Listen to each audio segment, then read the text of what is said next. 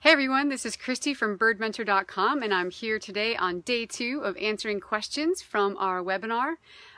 With the webinar I did the other couple nights ago with Lang Elliott. And so I'm going to dive into a couple questions and one of the awesome responses from Lang. He shares a bunch of really incredible resources with us. Just got off the chat with him this morning, and so yeah, let's dive into that. So first, the very first question I got, I'm going to read the questions right here from the chat. So the first question I got was, please send information about, anyone know what bird that is? First of all, it's my little friend that lives here. I don't think he or she is not very happy about me being here right now because it likes to come and get the water in my little water dish I have for them. And I also leave out apples for them. Anyway, hopefully he'll not mind this conversation.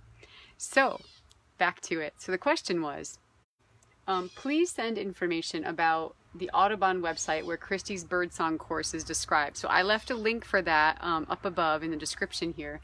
But just so you know, it was an Audubon article that was just published this July, and by Priyanka Runwal, who's a reporter for the Audubon magazine. And the title of the article is called "Birding by Ear Can Be Challenging, but There's Help at Hand."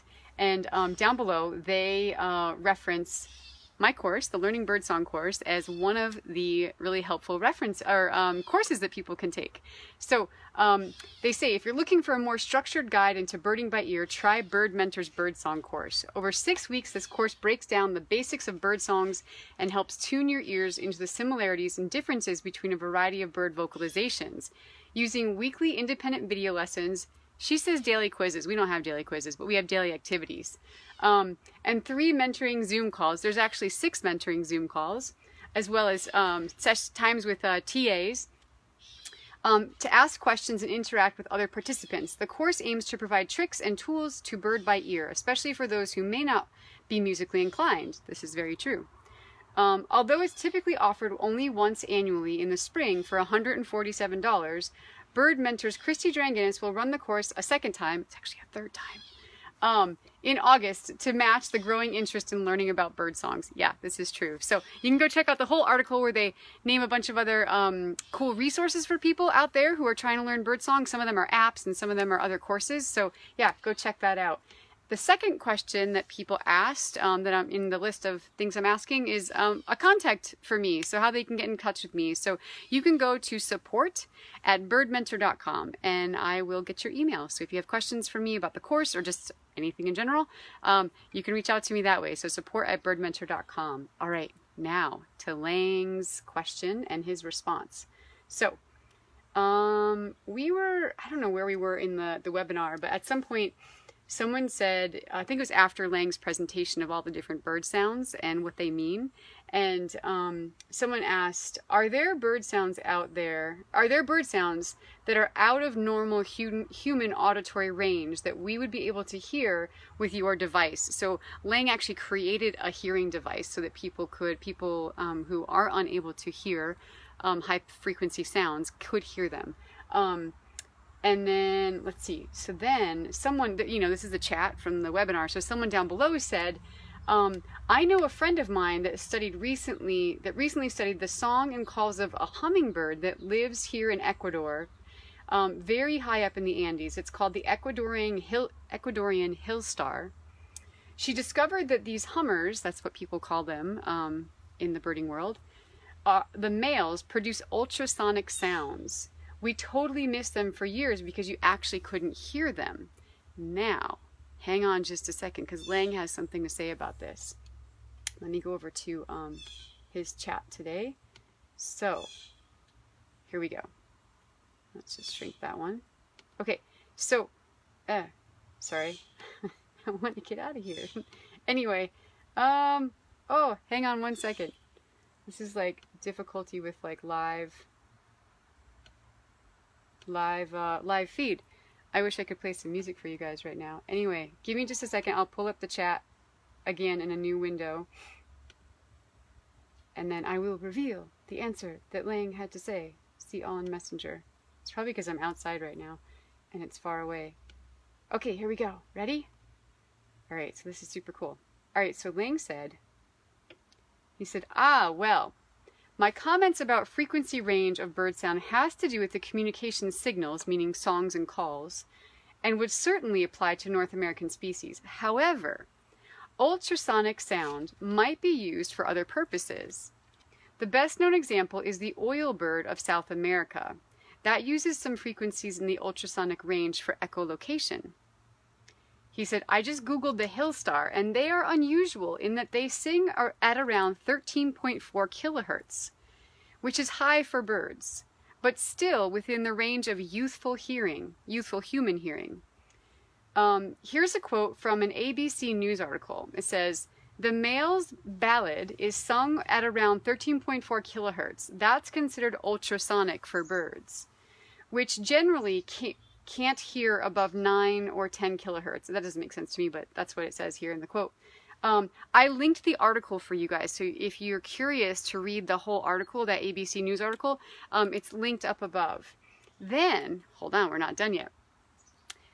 He goes on to say, even the oil bird is not exactly ultrasonic in human terms. Apparently, their clicks extend from around 7 kilohertz to upward to 23 kilohertz.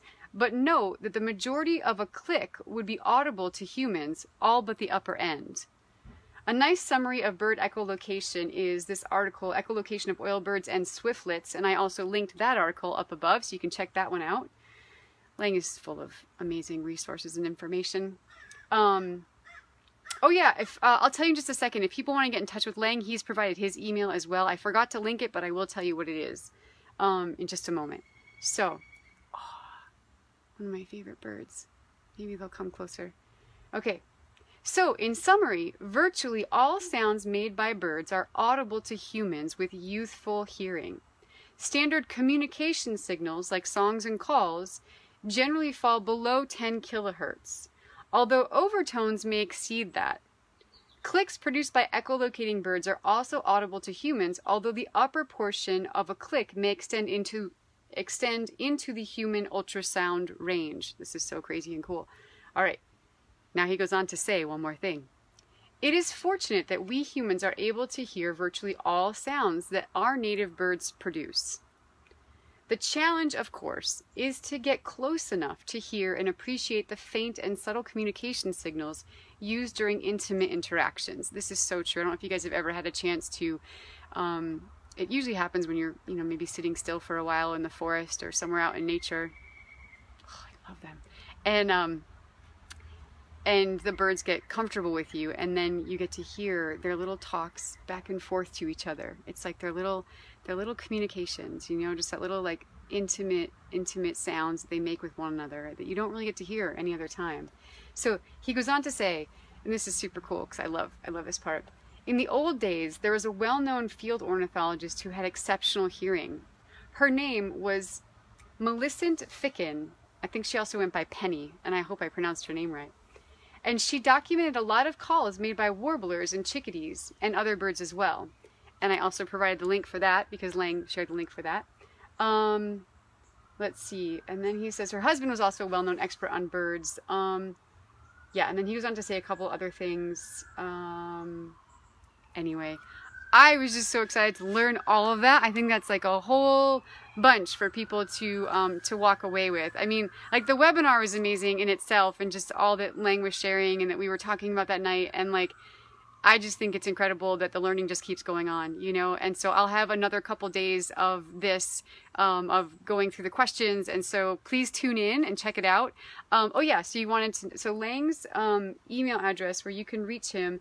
Now, if you have questions about that hearing device that he created, and he's also working on an app right now for people, because the hearing device is no longer produced, but he's working on an app right now to allow people to be able to hear the bird sounds that they can't hear, and it's supposed to be like super simple and amazing. So anyway, check this out. Oh, hi Angela, and hi Tiemans, good to see you. Okay, so I'm going to give you Lang's email address. Hold on, let me share that with me right here, the one to reach out to him with. Well, if I can't find it quickly, I think I will I'll just share it with you guys in another post, but just know I will have that for you.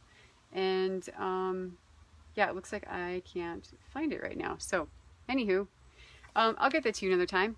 Yeah, so hope you'll join me next time when we're listening to more answers from Lang and myself about our webinar the other night. And yeah, come join me in the Learning Birdsong course. Registration is closing on Monday. It's your chance to learn birdsong. So last chance this year where I'm doing my 6-week online course. And we already have a whole bunch of people from all over the world signed up. Someone from Australia, Nova Scotia. We have folks all over the country. So it's going to be awesome. A super diverse class and a bunch of amazing instructors to work with, including myself. And yeah, we're just really excited. A lot of support. There's just going to be a lot of support for this class and for your learning. And I'm very excited about it. I love teaching this class. So come join me for that class. Link is above. All right, you guys, have a great day.